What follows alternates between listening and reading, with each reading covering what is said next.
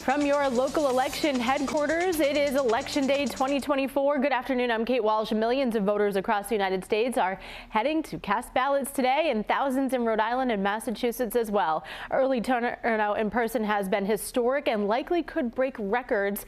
Multiple statewide ballot questions have to be decided by voters, along with several local mayoral races. Our team coverage will go live in a few moments to where some of the big local races are down to the wire: Cranston and Providence. The presidential and vice presidential candidates held more than a dozen rallies across 5 states yesterday. They're trying to win over those undecided voters who are heading to the polls today. A very small sample size here, but in the first votes of Election Day, a tie. The small town of Dixville Notch, New Hampshire, carried out its tradition of voting just after midnight early this morning. Vice President Kamala Harris spent all Monday in Pennsylvania, knocking on doors, stopping at a Puerto Rican restaurant, and wrapping up the night in Philadelphia with Oprah and Lady Gaga. Former President Donald Trump finished his night in Grand Rapids, Michigan, after stumping in Pennsylvania and North Carolina. That's what's going to happen when we win the election, and we're really well. Look, the ball's in our hand. All we have to do is get out the vote. We must finish strong, and this could be one of the closest races in history. Every single vote matters. Harris will hold a watch party tonight in D.C. at Howard University, her alma mater. Trump's watch party will be in Palm Beach, Florida, where he just cast his ballot. While the presidential race remains tight, local races and the balance of power in Congress are also bringing out voters today. Our local election coverage moves to Providence now with Kristen Burnell. Well, hey, Kate, millions of voters already voted early, but the polls opened in southern New England at 7 o'clock this morning, and many Rhode Islanders we spoke with say they're feeling just a wave of emotions this election day. Hopefully we can change America's future. Election day has arrived, with thousands of people in Rhode Island heading to the polls on Tuesday. I'm very emotional. I feel my presence of my parents with me.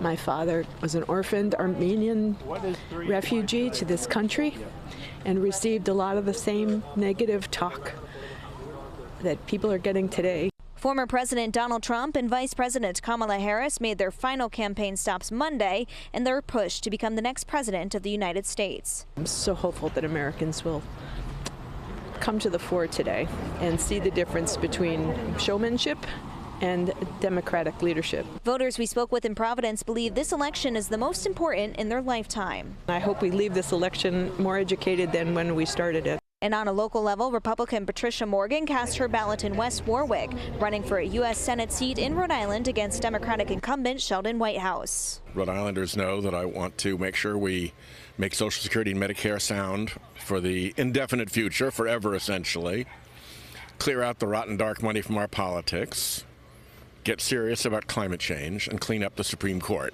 We have to make America affordable again. We have to make Rhode Island affordable again. Too many people are suffering, and winter is coming, so are the heating bills. So that's going to be the first thing that I look at. And the polls will close at 8 o'clock tonight, but as we have seen in previous elections, it could take some time to count some of those ballots before any of the races are called. I'm going to send things over to Cranston right now, where Joe Cortez has been live all morning long and has the latest on some top local mayoral races happening in our area. Joe? Well, Kristen, there is a lot going on. We've been seeing voters come in here all throughout the morning, and we're going to stay right here in Cranston and begin with the showdown between Ken Hopkins and Robert Ferry. Now, Ferry showed up to the polls just after 8:30. He was over at the Western Hills Middle School and told us that if he's elected, he's ready to take the reins and move the city forward. He was joined by his wife at the polls over there. Now, Hopkins showed up at the polls just after 9:45. He came in with his grandkids. He spoke to us about what he and his team have been through to get to this point while trying to navigate multiple obstacles. We're all in it together. I wish everybody well today, and the people will decide who they want. Just overwhelmed at all the support I've gotten for the last 10 months. I'm very excited. A lot of people have said they want some change in Cranston, and I think today's the day that that decision will be made.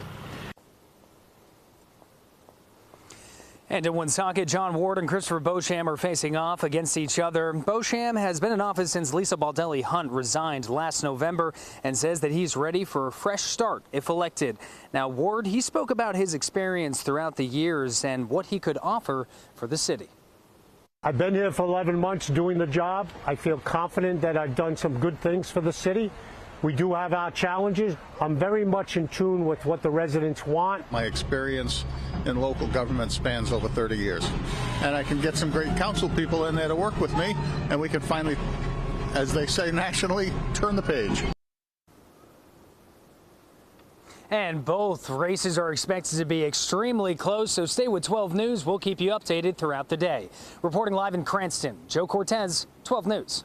All right, taking a look at some of the other local mayoral races. Warwick voters have 3 candidates to choose from: current mayor and independent Frank Picozzi, independent Leah Hazelwood, who is vice chair of the school committee, and Democrat Patrick Maloney, the owner of Game On. Up in Cumberland, Democratic incumbent Jeffrey Mutter is being challenged by independent businessman Bradford Dean. And over in Pawtucket, longtime Democratic Mayor Don Grebian is going up against independent Nathan Luciano, who is the former chairman of the Pawtucket Republican City Committee. Dose Informa also covering today's developments at WPRI.com, along with a voter guide in Spanish. You can find it through scanning the QR code there on your screen. It has a rundown of local candidates and what people need to know before going to the polls. 12 News has been your local trusted source throughout this election cycle. We'll have you covered all night tonight with live reports from local polling places and updates on air and online as those results start to come in shortly after the polls close at 8 o'clock on the local and national races, with the potential for the full ballot count to drag on. We will also bring the latest Wednesday morning, of course, and throughout the days to come.